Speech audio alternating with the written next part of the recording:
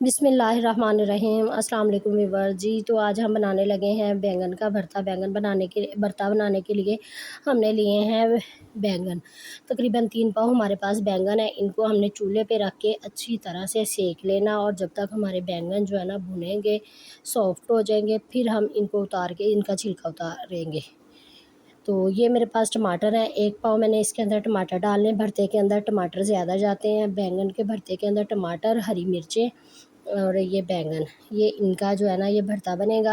हरी मिर्चों को भी हमने सेक लेना चूल्हे पे रख के, और बैंगनों को भी इसी तरह सारे बैंगन हम जो है ना सेक लेंगे। सेक के इसको ठंडा करेंगे, ठंडा करके फिर अच्छी तरह से इनको साफ़ कर लेंगे। ये बैंगन जो है ना हमारे सारे भुन गए हैं। अब हमने इसको हरी मिर्चों को, टमाटरों को और बैंगन को अच्छी तरह से साफ़ कर लेना। साफ़ करके इसको हमने जो है ना कुंडी में भी कूट लेना है।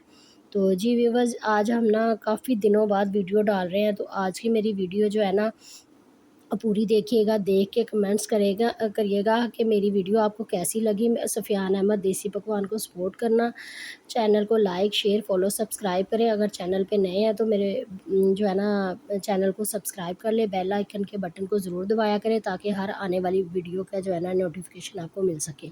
तो जी हमने ना बैंगन का भरता जो है ना वो बनाने के लिए हरी मिर्चें जो है वो ली थी, वो लेके तो कुंडी में डाल दी हैं।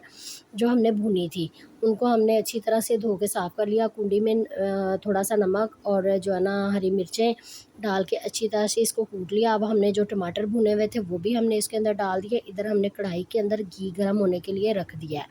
तो इसके अंदर मैंने थोड़ा सा ज़ीरा डाला है, थोड़ी सी जो है ना ज़ीरा ही डालते हैं इसमें ना, थोड़ी सी काली मिर्च थी वो भी डल गई।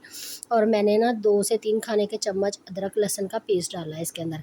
इसकी हमने भुनाई करनी। इतनी देर में हम जो है ना टमाटर और हरी मिर्चें अच्छी तरह से बना कूट लेंगे। कूट के फिर हम जो है ना अपने बैंगन जो है ना उनको हम अच्छी तरह से मैश कर लेना, कूट लेना है कुंडी में।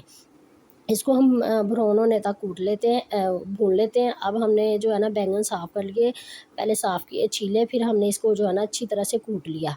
आप चॉप भी कर सकते हैं चॉपर की मदद से, लेकिन मुझे जो है ये देसी तरीके से बहुत अच्छा लगता है। इसका टेस्ट बहुत अच्छा आता है कुंडी के उसमें बनाने से।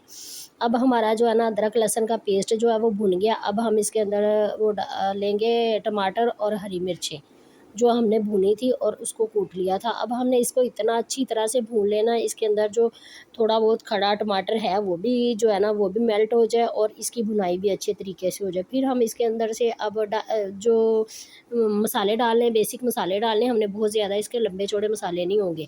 नमक डाला हस्बे ज़ायका। अब मैंने ये डाली है कुटी हुई मिर्च, तकरीबन 1 खाने का चम्मच था, 2 बार डाला, आधा आधा। एक कुटी हुई मिर्च डाली है मैंने, थोड़ी सी हस्बे ज़रूरत जो है ना हल्दी डाली है। इन मसालों को ज़ीरे के साथ, इन मसालों को अच्छी तरह से हमने भून लेना है। टमाटर हरी मिर्चों का मसाला अच्छी तरह से हम भून लेंगे। भून के फिर हमने जो ये इधर बैंगन का जो कूट के भरता बनाया हुआ था, इसको हम अच्छी तरह से मिक्स करके इसके अंदर हम डालेंगे कढ़ाई के अंदर।